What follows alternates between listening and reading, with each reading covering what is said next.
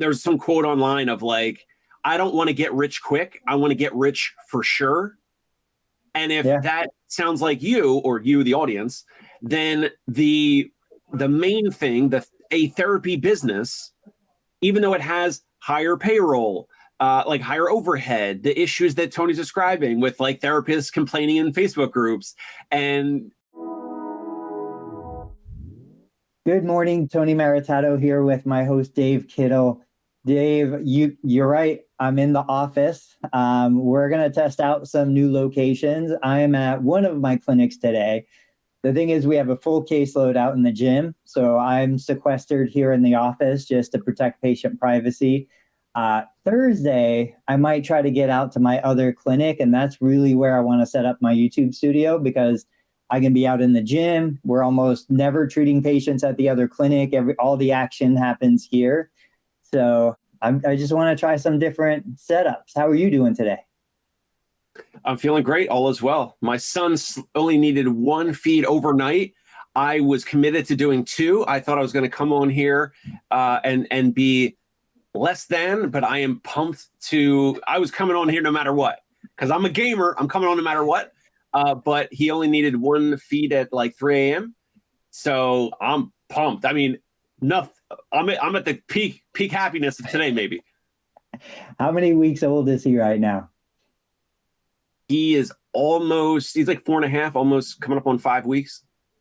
Wow. I remember, the first 2 weeks, like they had that tiny little whisper cry. And then it seems like somewhere between 4 and 12 weeks, that cry turns into a man cry.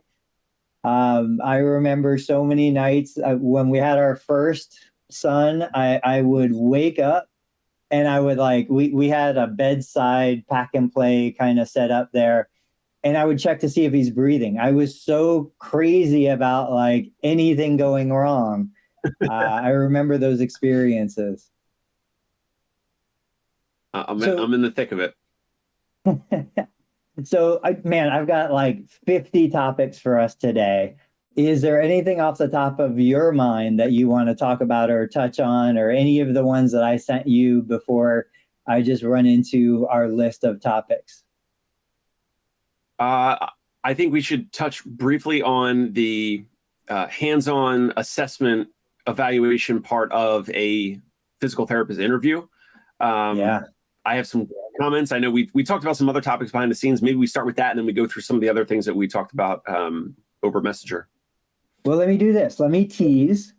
In the second part of today, we're going to talk about paid communities, because paid communities is a huge topic right now. I've got a ton of resources for you guys, some people I can direct you to on YouTube with lots of free content about paid communities. I know that I've wanted and have done paid communities, you as well. It's got a bad rap for sure. I think it could be done ethically and properly and very profitably. But yeah, let's start. This is crazy. This is shocking to me. And this is some of the stuff that I will post and I will not expect the kind of response that I get. And then I'm just blown away. So for context, I was scrolling Facebook the other day. I saw a post that came up. It basically said, it was an anonymous post, and it basically said, what do you guys think of an employer who wants you to do a co-treat or a treatment so that they can assess your clinical skills? I mean, that was the gist of it. I'll look up the original quote if I need to. And in this particular group, it wasn't one of my groups. It's a great group, but there were like 63 comments. One was like, yeah, I have no problem with that. It makes sense. All the rest were negative. All the rest were, no, they can't do that. That's ridiculous. You have your licensure. You've passed your boards. They should expect, that's what the next 90-day trial period is for, is to assess how you're doing. Just so much anger, so much animosity. And this is typically what I see. This is why I've kind of gone full 180 back to maybe I'm not going to hire another therapist, because there's so much anger and distrust on the employed therapist side to the employer. I don't want to put myself on the firing line with that kind of stuff. But tell me what your thoughts are. What are you thinking? So with interviews, I mean, so John, thank you. John, say congratulations. Thank you, John. John, the therapy man here live somewhere on, I guess, YouTube he is. So let's say I was interviewing John, and now John's a PTA, but it doesn't matter if he's a PT or PTA. For this topic, we do a 15-minute phone screen, and then we do a 60-minute Zoom interview since we're remote, mobile, and we don't have a brick and mortar. So 60-minute Zoom interview, John, or whoever the candidate is.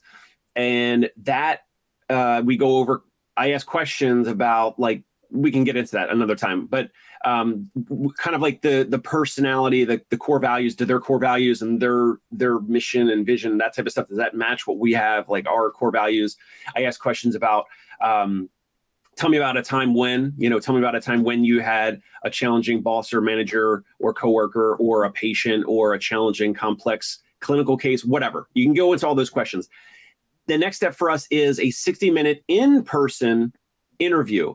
Since we don't have a brick and mortar office here in New York City, I have to ask one of my friends and colleagues who has a clinic to use their, extra treatment room and treatment table.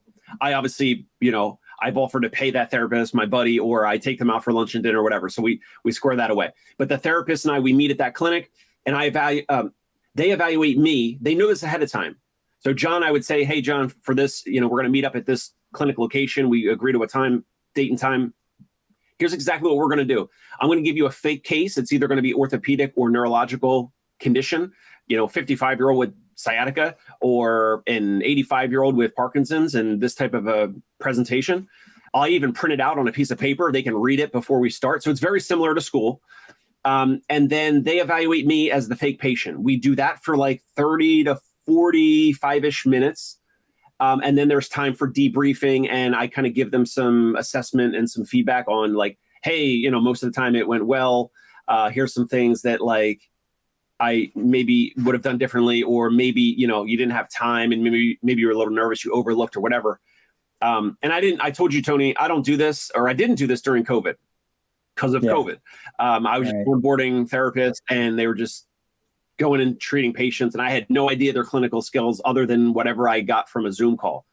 And I did join places in New Jersey and Brooklyn that were bigger practices that did not have me do this. So I know one of the comments, I think, said, it depends on the size of the practice. It depends on their model, if they're corporate or not, maybe, whatever.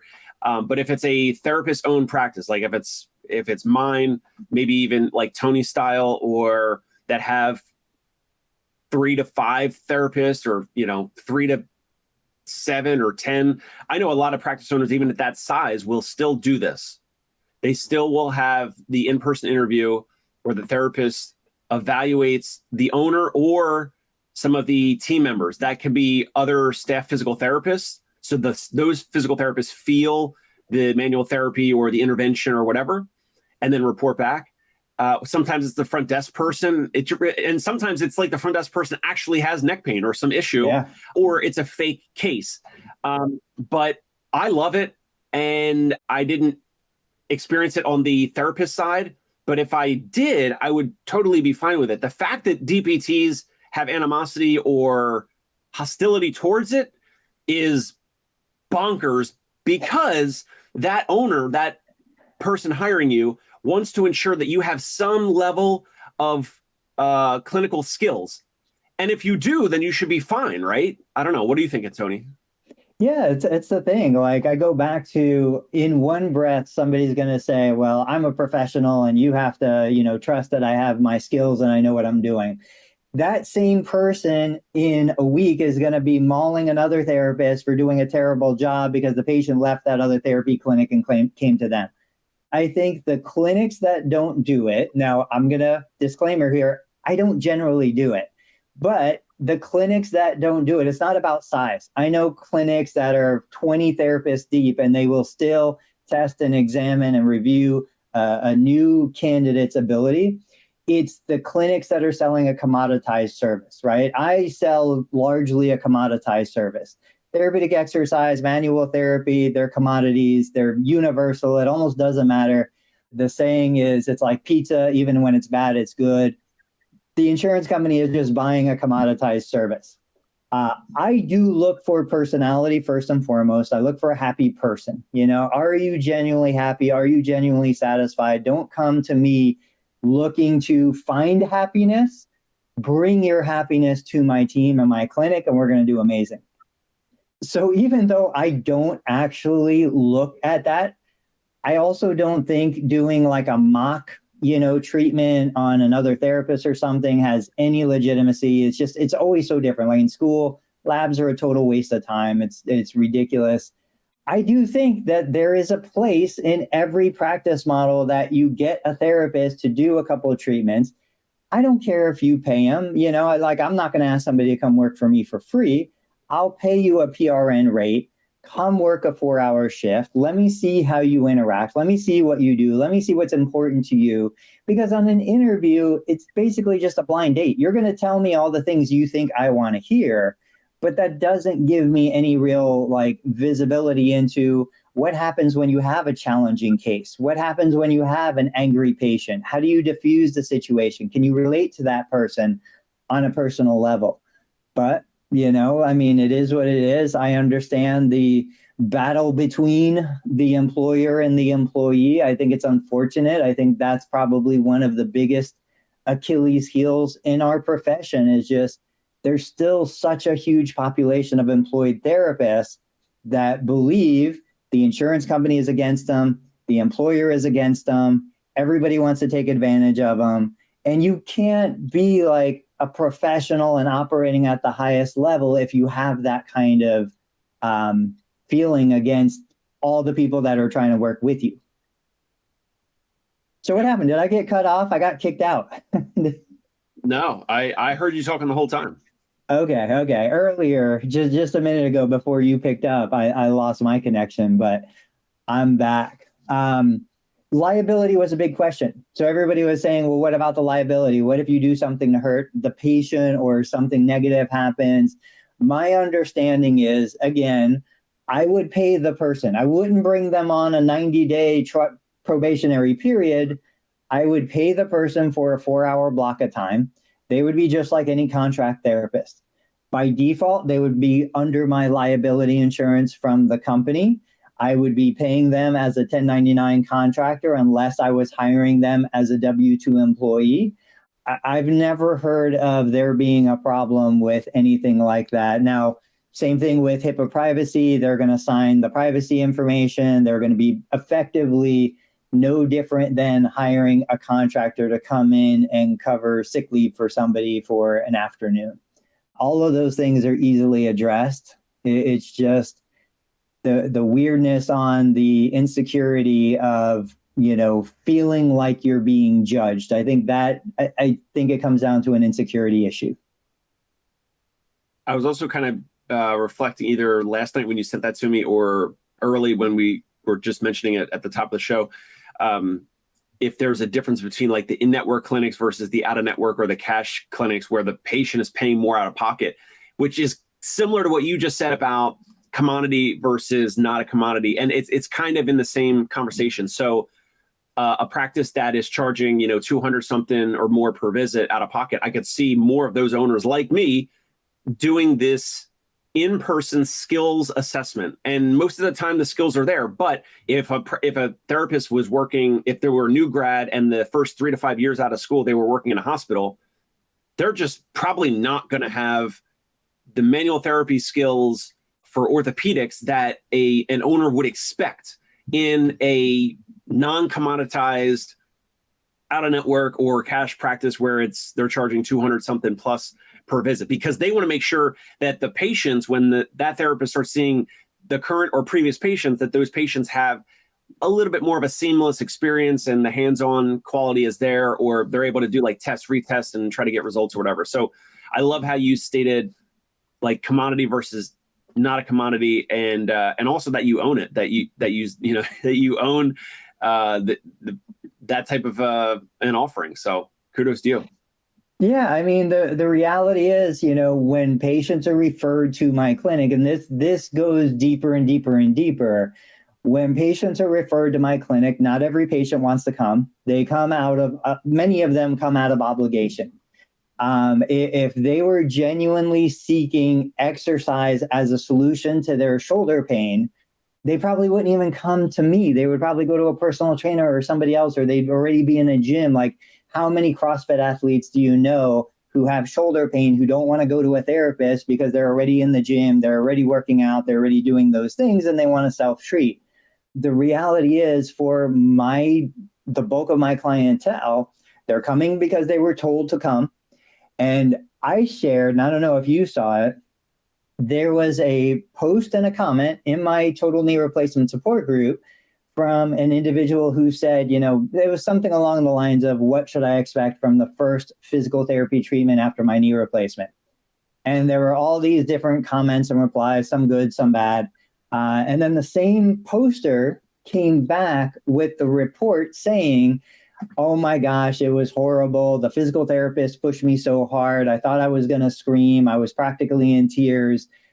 And the last sentence was the most impactful. That person who had such a horrible experience said, there is no way I'm going more than once a week. Not, I'm not going back. Not, I'm finding another therapist. There's no way I'm going more than once a week.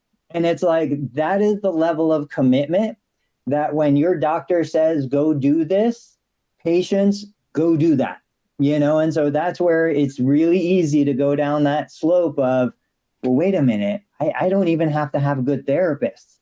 I just have to have a license and a pulse, and I can bill insurance. And it turns into this weird, machine that is just pumping out CPT codes. Now, none of us want that kind of business. I absolutely don't want that kind of business. But the reality is, when we're looking at larger scale, when we're looking at the entire country, not just our little kind of Facebook groups and our tiny population, I mean, that's the reality of what's out there. And so if somebody is going to come, whether they get good service or not, and I'm desperate to find therapists who can deliver at least acceptable services, I'm not going to worry about a lot of that stuff. I'm just going to run the machine to pump out CPT codes that get paid for insurance. Make sense? It makes sense. I'm sad, but I think that's... So really quick, you're not looking to hire at this point? I don't know, man. You had me all fired up. I was ready. I was like, yeah, I'm going to do this. We're going to build a team. We're going to do all this stuff. And then I get into some of these Facebook groups and I see I see that side of it, and it reminds me why I haven't hired this, for this long. And it just reminds me, it just takes me back. And one of the things that we're going to talk about is paid communities. And I'm like, okay, so let me think about this. Oh, you know what? I think we might have talked about this at the end of last podcast, asking those questions, why, like, why do I have a business? Why am I trying to do this? Why do I have a business? Why do I charge for therapy in the first place? I would love to say the only reason I charge for therapy services is because it creates buy-in, it creates commitment, it creates investment on the patient side, and they get better outcomes if they pay for the therapy they're receiving. They value it more. But it's not the only reason why I charge. I charge because I need to make a living. I need to make income. I want to pay my staff. I want to keep the facility open. So then I'm like, well, why am I in business? I'm in business to make a profit, and I'm in business to do things that I enjoy. Is this the best business for me to be in? I was talking to somebody the other day who they want to open a chain of clinics. And I'm like, why would you ever want to open a chain of clinics? You have so much knowledge, so much skill. You can take your branding, your sales, skills, all of these things. You could make millions doing a product or doing something else with none of the risk, none of the liability, but they want to do it in therapy. They want to open a bunch of therapy clinics. And so I'm sure they can do it. I'm sure they'll do a great job, but I always think to myself, like, I stop myself. I'm like, why am I doing this? What am I trying to achieve? Is it going to be worth the effort that I'm putting in? What other opportunities am I giving up to go this direction? And so to your question, when you said, so now you're not going to hire, I have to think realistically, if I hire a person, I take on the commitment of providing for that person. It's not about that person providing for me. It's about, can I provide the salary and the expectations and the work environment that that person wants to feel fulfilled, to feel good joining my team, right? It's like adopting a child. Can I provide for that person? And I don't know that I can. And then if I'm like, well, I need the money, how can I make that money?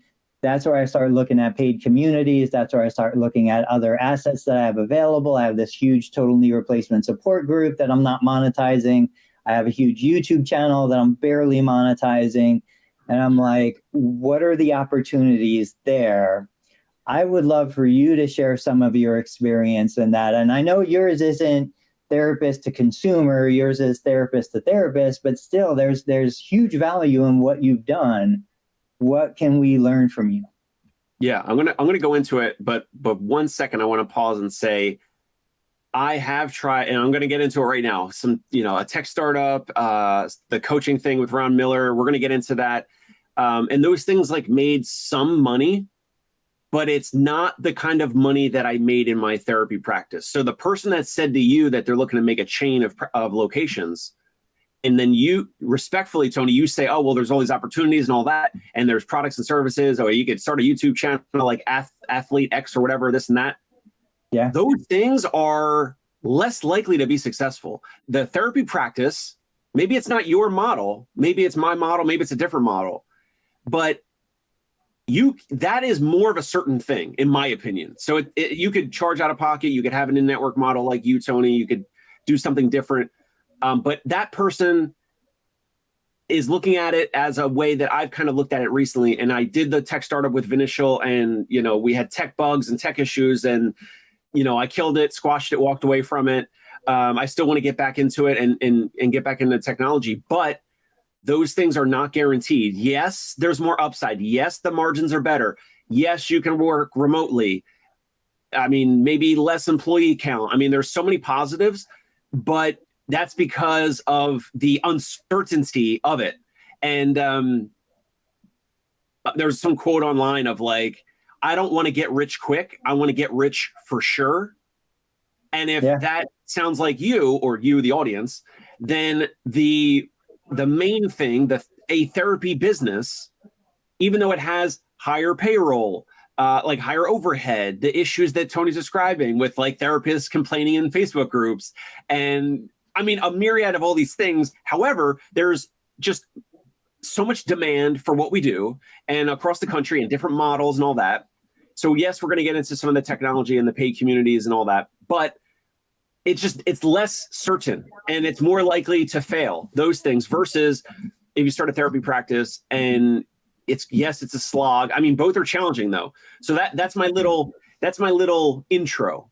And so now I guess you want me to talk about the paid communities. So I don't know, maybe what year was this? 2014, 2015, 2016, around that time, I was doing Vinicial, HIPAA compliant secure messaging. I was selling it to practice owners so that therapists could text their patients without giving out their cell phone numbers. The patients could message the front desk and the therapist. The patient could be canceling or rescheduling or making appointments over Messenger, and the messages would go to the front desk person or the therapist or the owner or whatever. Anyway, had tech bugs, issue with my developer, my co-founder who I brought on for Sweat Equity, and walked away from it. And then around the same time is when I started doing home visits. And then with Ron Miller, we were doing this cash-based physical therapy coaching, mentorship, consulting, and he had digital courses. And I don't think, Tony, I don't think you knew this, but like I said last night over Messenger, like that I started the monthly recurring mastermind, and that morphed and changed over time. The initial launch, I don't remember when, but the initial launch was $1 trial for the first month. Somehow it took a while. It was between Stripe payments and ClickFunnels, landing pages, and all that. Somehow I made the order form, the checkout page. They would put their credit card in, and yes, it's $1 for the first month. And then month 2 and onward, I think was like $57 a month until they canceled. It was month to month. There was no contract. There was no lock-in or anything. Obviously we had, I think we had probably 50 or 60 therapists that joined that first launch. And it was only in front of like my Facebook and like his Facebook or his Facebook group, which at the time was, now it's 5,000 members, but at the time I think it was maybe only 1,000 or 2 members or whatever. So we had a bunch of people put their credit card in for the first trial. We can go into it. We were doing like a live Zoom every Wednesday evening for like 1 hour where we would have a topic like this. And then we would also get questions, right? So whoever was live would be commenting, and like we would answer their questions first. And then if you were not, live, if you sent a question or you wanted to be answered, we would answer that last, or if we didn't get to it, it would be like the next live or whatever. And then I think we increased it to like $97 a month or whatever. I wanted more skin in the game, and we had therapists that were busy, and it wasn't that big of an investment for them, in my opinion. Yeah. And then a bunch of them started to cancel over time. We did it for several years, and it kind of morphed. And it was like, it went from cheaper to more expensive. And it was like, it was cheaper and more volume of people in the beginning. And then it was like more expensive and a smaller volume of people towards the end. And then eventually we were selling like 1,000 to, I forget the top number, maybe $3,000 or maybe $4,000 or $5,000. I can't even remember. I could look up maybe the payments, but we were selling, like, you would get some, weekly coaching from us and the community. And it was like other people that were paying this amount of money. So you were a little bit more serious. So it was like a smaller number of people. They would get some coaching calls or whatever with it. And it was like a year, but you were paying it up front, like paying a couple grand up front. And magically, Tony, that got them to show up more often on the coaching calls. They would also get some one-on-one calls, which obviously they would want to show up for because it was just them. But they would more likely show up to the group joint calls when they ponied up more money compared to the people when we started it, when it was like $1 trial. So we got more conversions on the front end with the $1 trial, and then a ton of people canceling. And I don't think Ron, I'm not sure if Ron even does that anymore, but anyway, that was Cash-Based Physical Therapy. I renamed his Facebook group. It's still Cash-Based Physical Therapy Business Success, I believe is still the name, but I rebranded that. What questions or feedback do you got for me on this paid community? Well, I just think, and I'm sharing in the comments a link to a guy named Jay Klaus. He's just one of hundreds. He's got like a creator science YouTube channel, paid community. It's got these things in general, I think, have a bad reputation. I think people join with certain expectations. Those expectations aren't fulfilled, and then they blame the person organizing. Aaron LeBauer had shared a video publicly. It's on YouTube. I don't want to quote exact numbers, but he talked about earning $3 million and having his community and people joining and then getting mad because it was a recurring fee and they weren't expecting it. I think the biggest fear that I've always had with something like this is, one, the personal commitment on my end. It's like, is this something that's never going to end? Is this something that I'm going to start and then for years I'm going to be committed to it and feel, just it turns into something I dread? And two, am I going to disappoint? And I remember for a decade, like researching masterminds and trying to understand how all of this works and what's the real value proposition. Now, sitting in the seat today, I was listening to an interview yesterday. I listen to these podcasts when I go on my runs, and the person talking yesterday, he's based in Switzerland. He was saying that he joined the Russell Brunson mastermind. I think it was $250,000 a year.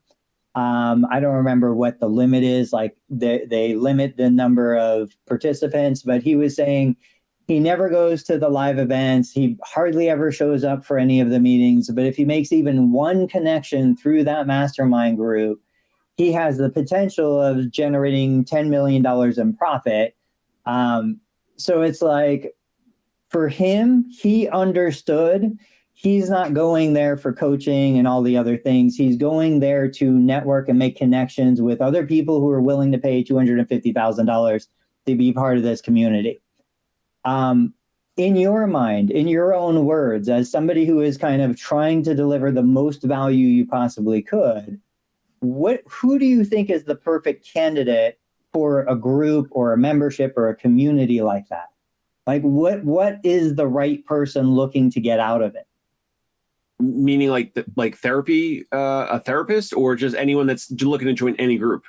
Anything. It could be a patient looking to join a therapist's paid group, paid community. It could be a business owner looking, and we see, I mean, it's been around forever, right? Like there's the Chamber of Commerce, there's BNI, there's Kiwanis, there's all of these different paid groups, paid communities, all the way into like Sam Parr from My First Million has Hampton.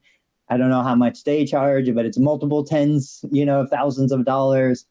But just what do you think the right person, what are they getting out of it that makes it worth the money they invest? I think the right person is someone who does a little or some amount of research to understand, like, what is this thing about? Who's already in it? Do I kind of fit that ideal client customer?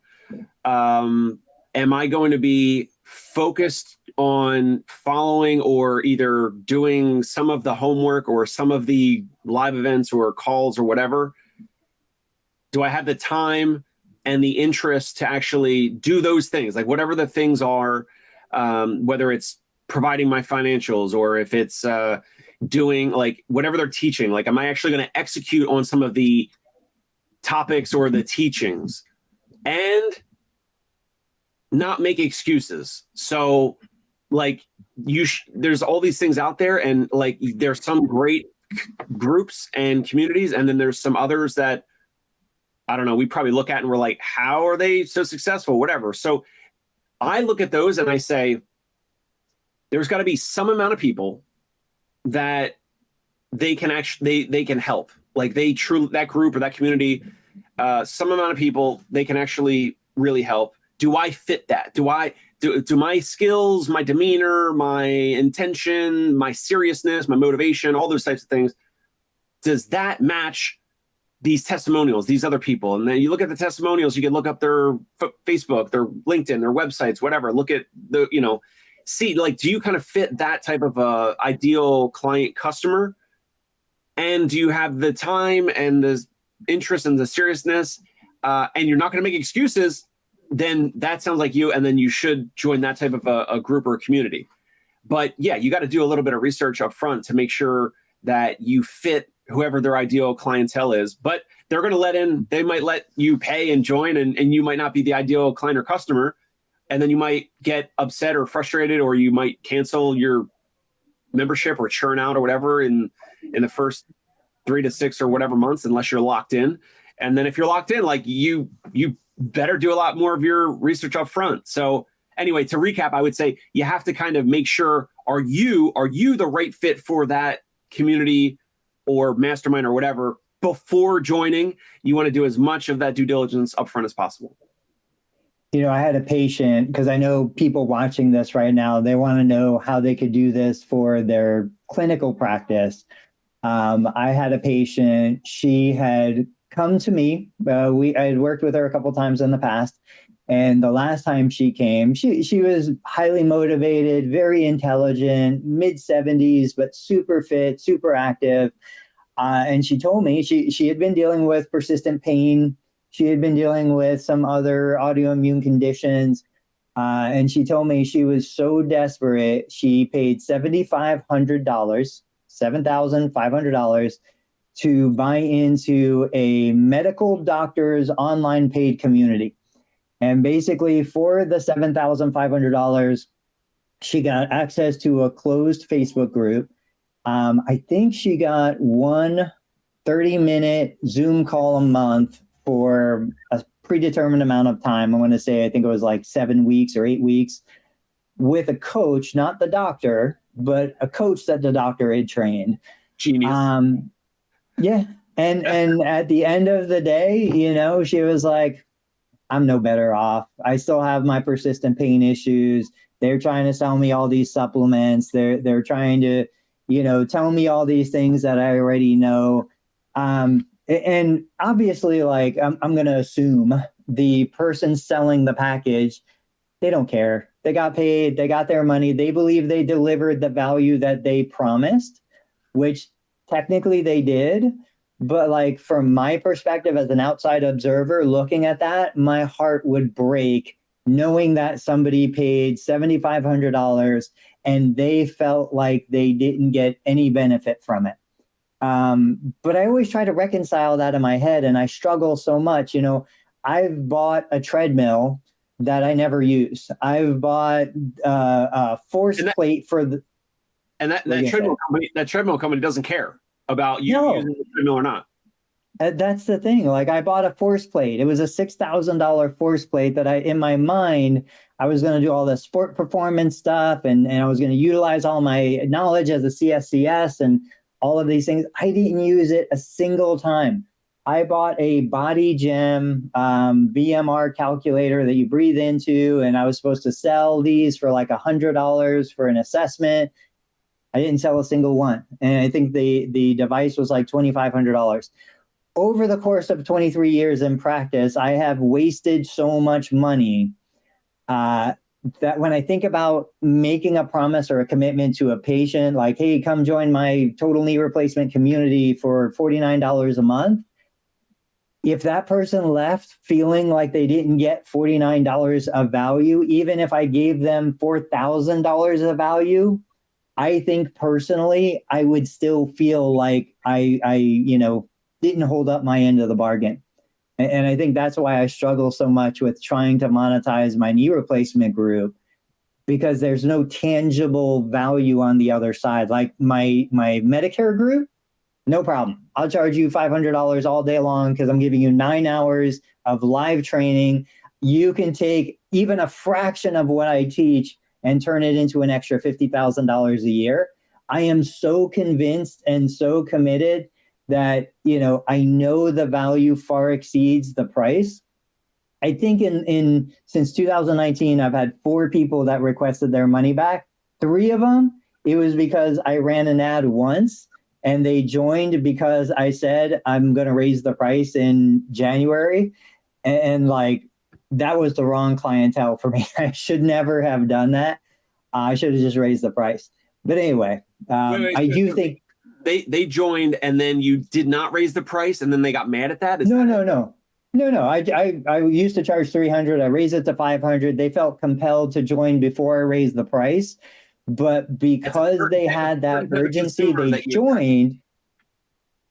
joined and then they never did anything with it. And so that's why they were like, I'm so sorry I did this. And I don't care. I'm happy to refund you. I would rather give you back the money than have somebody feel like they didn't get the value out of the time and the programming. But I do think paid communities, and there are so many amazing resources out there from people that have, millions of dollars coming in. I think paid communities for what we do as clinicians, I think that's the next business venture, not just for me, but for us in general. It's like, okay, here's the upsell. It's not a wellness program anymore. That's what we used to sell. Now it's join my private Facebook group, get on my once a month, twice a month live Zoom call. I'm going to carve out this time and we're going to build a community. But I think what has to be done is a really rigorous pre-screening process, especially if you're doing high ticket.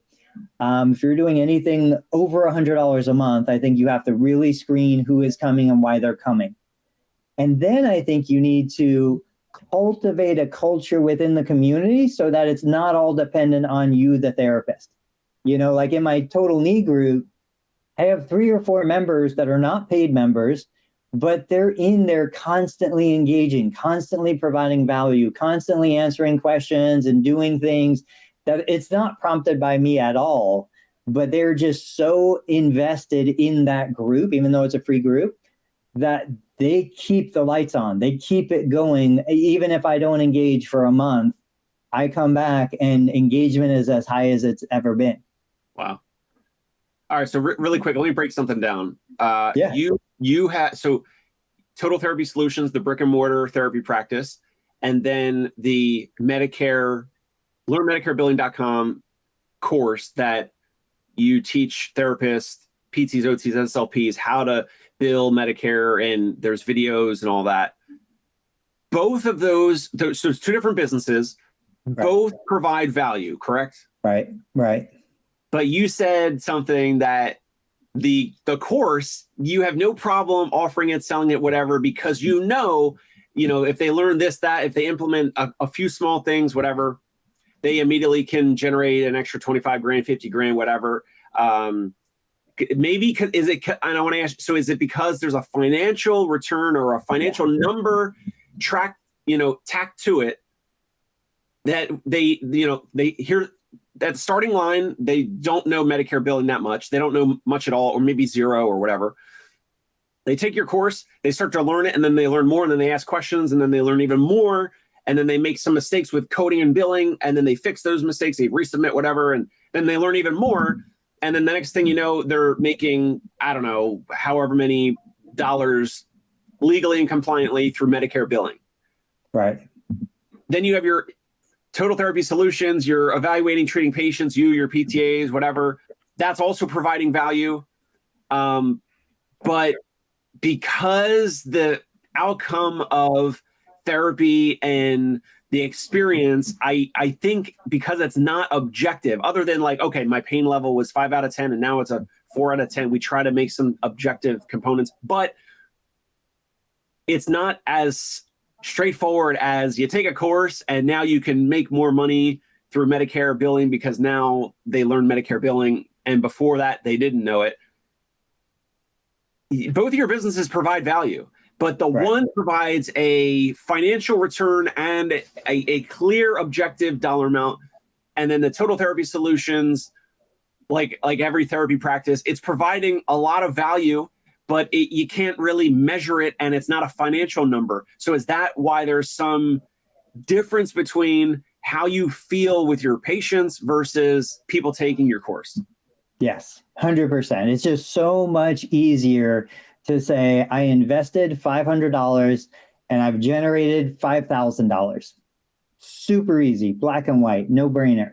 But to say, I invested $500 and I've got a bunch of friends and I feel better, I think that's a hard thing for me to conceptualize in my head. Now, I know I've done it. I know that I've paid memberships. I know that I've joined, I don't belong to a golf club, but where I live, there's a golf club. And to play golf on that golf course, you have to pay I think it's $2,500 or $3,000 a year to have the golf membership. And then you still pay for the rounds of golf. There are tons of people in my neighborhood that gladly pay that every single year just so they can go hang out in the clubhouse and talk to their friends and have the right to pay, to golf there. And we've talked about that in our business. It's like, if you want a 10 a.m. appointment on Monday, Wednesday, Friday, join the executive membership, and then you get exclusive access to scheduling those time slots. I understand it from a business perspective, but on a personal, emotional, psychological level, I still continue to struggle with flipping the switch to say, this is what I should be doing. I should have a open community. I've got my Facebook group, which is totally free. I've got my YouTube channel, totally free. But I should have a paid community that's month to month, just like you had done in the past, that would allow people to come in and create a smaller tribe, Seth Godin, but that I would jump in once or twice a month. I would do a live. I would answer questions. I just had every single day I come into the clinic, I've got messages on the voicemail from people all over the world asking me, begging to pay me to answer their questions about knee replacements. And I'm like, I can't take the time for a one-on-one call like that. But these would be perfect people to come into the group, and I answer the calls I provide the education, not treatment, so that I don't violate the State Practice Act and all that stuff. I don't know. These are the limiting beliefs, and people love to talk about it, that I continue to have, because I just don't want to be in a position where I feel like I overcharged and underdelivered. I would always want to overdeliver and undercharge, even to my own detriment. Yeah, I'm not a good business owner. Well, then I don't think stepping into a paid community is going to help that at all. I don't know, but like, so this is the choice, right? Do I put myself out there in the market and try to hire a therapist? Do I make $100,000 investment that is potentially going to generate 20,000 in the first year, maybe 50 to 80,000 in the future? Or do I start a paid community for the resources that I already have readily available and just not hire more staff?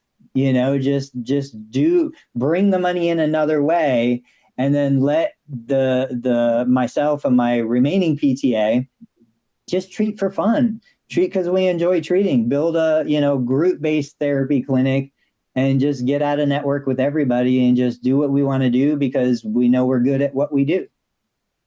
Well, the paid community is going to require more of your time, you in front of the computer, videos, making a landing page, all that. I think compared to if you hire a therapist, you already have the new patient demand coming in. You have leads coming in that either want to or are told to go get therapy from your practice, whatever it is. That therapist already has the license, some amount of knowledge. You can do the skills assessment again from the front end of the episode. Whether you do it or not, like that requires less of you. It requires a little bit of you in terms of like the managing or, leading or whatever. But a paid community is going to require a lot more of you and your brain and your involvement, which I think will irritate you. Yeah. Will Boyd, welcome to the show. Thanks for watching. He said that's a real struggle for so many. And truthfully, that's why I share these stories. I want people to understand and to see, like, even though I've been at this 20 plus years, even though I have some success behind me, I still struggle with all the same challenges and limiting beliefs and all of these things that a new grad stepping into the profession today is going to struggle with, or with a therapist that has 10 years of experience and wants to do their own thing. Like, these struggles never go away. But what I think is interesting is, and I don't want to make this my parting shot, but think about this. When I work out, Dave works out. Like most of us, we have some sort of exercise routine, whatever it is. We go into that exercise routine pretty much knowing we're going to fail, right? We that's the point of the workout, is you push the muscles, you push the cardiovascular system, whether it's not full on your muscle fatigues and you drop the weight, but pretty much you at the end of your workout, you are not stronger than you were at the beginning of your workout. You are absolutely weaker, you're more fatigued, you're depleted. That's the point of it. And so when somebody goes into business or somebody takes on a new challenge, Dean, I always reference Dean Volk. He is like the king of paid communities right now in our space. When somebody takes on that challenge, you do it knowing you're going to fail. And the more times that you fail, the more you're going to improve. So if I fail through 50 workouts, then I'm going to be stronger, healthier, better in some capacity. What did he say? Yeah. So Will Boyd, welcome on the show. Welcome. Good morning. So Will mentioned Dean Volk. I interviewed him about selling his practices and then talking to him about his Sciatica Relief Now. I think it's sciaticareliefnow.net. And yeah, that's awesome. However, it's 100% wrapped around him. Like, yeah, Dean Volk, I don't think can ever sell respectful, and he probably won't want to, but I don't know how he would ever be able to have an asset around Sciatica Relief Now if someone's going to buy his course and then resell it. Like it's wrapped around him, similar to any of these paid communities or courses. Versus, Tony, a therapy practice, which maybe yours, I know yours is very unique and different, but a lot easier to sell a therapy practice as an asset, maybe as an absentee owner over time, compared to one of these courses, communities, whatever, where you're like the figurehead and everything's wrapped around you. So here's the thing, and these, I didn't know this. Sorry, Will said he's got coaches doing the coaching now, so that's awesome. I still don't think he would ever be able to sell it, but the fact that he has coaches under him, that's awesome. I didn't know that. So kudos to Dean. I got to catch up with him because he's helped me a ton with like learning TMR and all that type of stuff. But anyway, go ahead. Sorry. Charlie Johnson, another great example. Like Charlie Johnson is crushing it. He's grown so much. He's developed so much, and he's kind of in a similar space. The thing that I always think about, and I'm not disagreeing with you, absolutely a clinic, a business like that is much easier to sell. But if I could kick off $1 million in profit doing a paid community that's virtually infinitely scalable compared to, you know, the work, time, and effort that goes into building a practice that's going to sell for 1 to 3 times profitability if it's in a growth phase, I want to take the community every single day. Like I would do, you know, something that kicks off a ton of profit right now that I could just shut down and not sell over something that has the potential for sale down the road, but isn't going to generate as much profit. And this all goes back to context. Like none of this is useful information absent the context of the individual. Like Dave said, for me to start a paid community, it's going to take extra work and more time and all this stuff. And I don't think it really will because I already have the YouTube resource. I have the Facebook resource.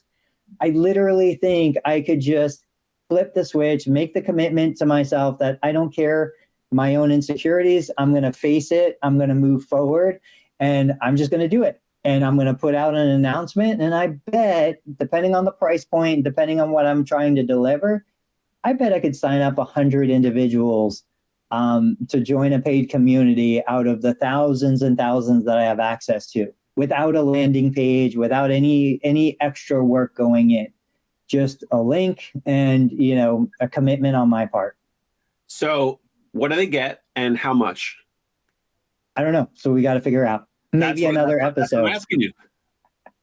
Maybe another episode. What I'll do is I'll put it together.